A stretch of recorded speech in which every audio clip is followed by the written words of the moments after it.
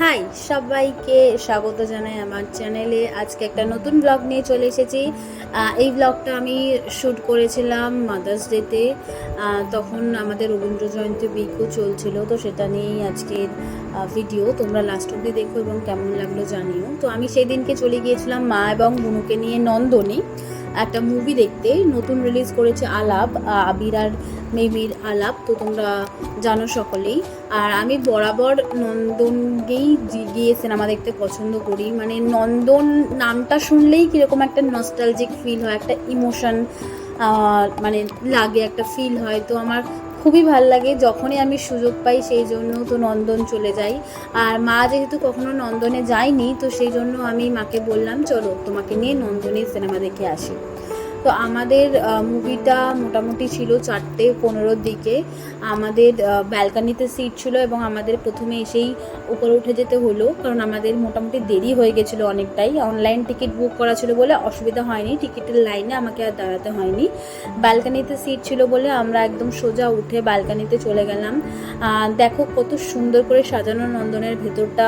বিভিন্ন রকমের যারা সাহিত্যিক রয়েছে, যারা পুরনোকালের ফিল্ম মেকাররা রয়েছে, তাদের ফটোস দিয়ে সাজানো। আর এটা হলো আলাপ। সিনেমাটা নিঃসন্দেহে খুবই ভালো লেগেছিল।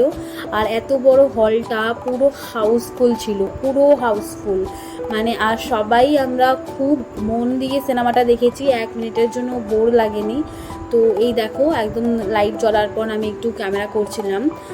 আমরা মোটামুটি ওপর থেকে নিচে মানে সেকেন্ড রোতে বসেছিলাম ব্যালকানিতে।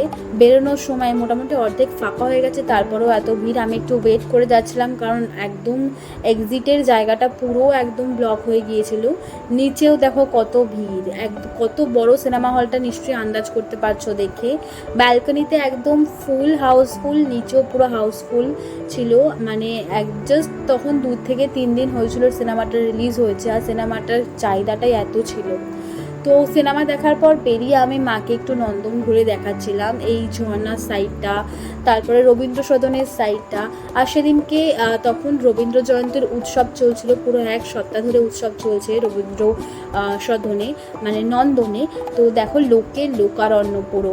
আর এরকম সুন্দর সুন্দর বইয়ের বুক স্টল বসেছে। আমি নন্দনে আগে কখনো রবীন্দ্র জয়ন্তী উপলক্ষে আমি কখনো যাইনি, তো এইবার প্রথম গেলাম। আর প্রথম গিয়েই আমি অবাক হলাম যে নন্দনে তো আমি এসেছি অনেকবার, বাট এত ভিড় আমি সত্যিই আগে কখনো দেখিনি নন্দনে এসে। খুব ভালো লাগছিল। আর মাকে প্রথমবার এরকম একটা দিনে আনতে পেরেও আমার খুব ভালো লাগছিল, যে কলকাতার ঐতিহ্য বহন করছে, কলকাতার একমাত্র আমাদের সরকারি সিনেমা হল। তো কথা বলতে বলতে বুনুর খিদে পেয়ে গিয়েছিল, তো বুনু একটু খেয়ে নিল। আর এই যে আমার মায়ের সাথে আমি একটু স্ন্যাপ নিয়ে নিলাম। আর তারপর লেবু চা খাবো না, হয় কি এটা নন্দনে আসবো লেবু চা খাবো না, তো মাকেও লেবু চা খাওয়ালাম নন্দনের, আমি আর বুনুও খেলাম। এরপর ওখানে অনুষ্ঠান চলছিল, কবি প্রণামের অনুষ্ঠান। তো আমরা একটু ভেতরে ঢুকে গিয়ে দেখছিলাম চারিদিকের যে কারুকার্য করা, যে নতুন নতুন সুন্দর করে রবীন্দ্র জয়ন্তী উপলক্ষে যে নতুন নতুন মঞ্চগুলো বানানো হয়েছে এবং তার চারপাশে যে কারুকার্য করা, খুব ভালো লাগছিল দেখতে, খুব ভালো। আর এখানে অনুষ্ঠান চলছিল, শ্রাবণী সেন, ইন্দ্রাণী সেন, খুব বড় বড় নামকরা শিল্পীরা এসে অনুষ্ঠান করছিলেন। এখানে একটা স্ক্রিন লাগানো হয়েছিল, আর অনুষ্ঠানটা চলছিল অ্যাকচুয়ালি বাইরে। আর তারপর আমরা বাইরে এসে দেখাচ্ছিলাম যে মাকে দেখো রবীন্দ্র জয়ন্তী উপলক্ষে কত সুন্দর করে সাজানো হয়েছে। পুরনো আমলের সমস্ত জিনিসগুলো, পুরনো আমলের শিল্পকলা, সাংস্কৃতিক ঐতিহ্য সব কিছু তুলে ধরা হয়েছে। আর সেই দিনকে মনে হয় অনেকজনের প্রোগ্রাম ছিল, তো অনেকজনকেই দেখলাম বেশ সেজে গুজে এসেছেন। সব এরকম সাজটা আমার খুব ভাল লাগে, শাড়ি পরে হালকা খোপা করে, তারপর এরকম হালকা ছোট্ট একটা টিপ পরে, একদম মনে হয় যে পিওর বাঙালি, অথেন্টিক বাঙালি। আমার খুব ভাল লাগে। তো আমি তাদেরকেই ঘুরে ঘুরে দেখছিলাম, যাদের প্রোগ্রাম ছিল, গানের প্রোগ্রাম, নাচের প্রোগ্রাম, তাদের আমি ঘুরে ঘুরে দেখছিলাম। আর নন্দনের একদম পেছন সাইডটা বেরিয়ে এসেছিলাম আমরা কিছু খাবো বলে, তখন গিয়ে বুঝতে পারি অ্যাকচুয়াল প্রোগ্রামটা হচ্ছে এখানে। একদম মুক্ত মঞ্চ করা হয়েছে, যাতে করে সবাই এই প্রোগ্রামটা অ্যাটেন্ড করতে পারে। তখন মানে প্রচণ্ড, তখন জাস্ট 6টা সাড়ে 6টা বাজে, তখনই এত ভিড় হয়ে গিয়েছিল। এই দেখো পুরো ব্যারিকেড দিয়ে লাগানো হয়েছিল, ব্যারিকেড দিয়ে পুরো গার্ড করা ছিল এবং প্রচুর পরিমাণে পুলিশ মোতায়েন করা হয়েছিল। তো আমি এই যে নন্দনের যে চিত্র, এটা আমি প্রথমবার দেখছি। আমি এতবার এসেছি, আগে কখনো দেখিনি এত ভিড়।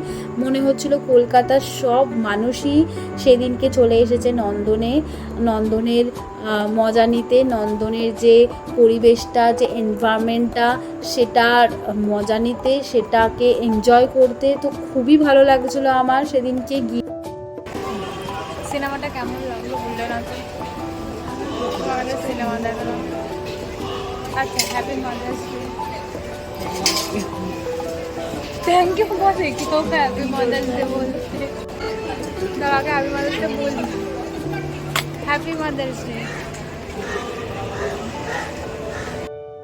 আমরা অর্ডার করেছিলাম একটা এগ মোগলাই, একটা চিকেন মোগলাই। মায়ের প্রিয় খাবার হচ্ছে মোগলাই। তো মাদার্স ডেতে আমরা ঠিক করেছিলাম যে মাকে মায়ের পছন্দের খাবার খাওয়াবো, আর তার সাথে একটা পেপসি ছিল।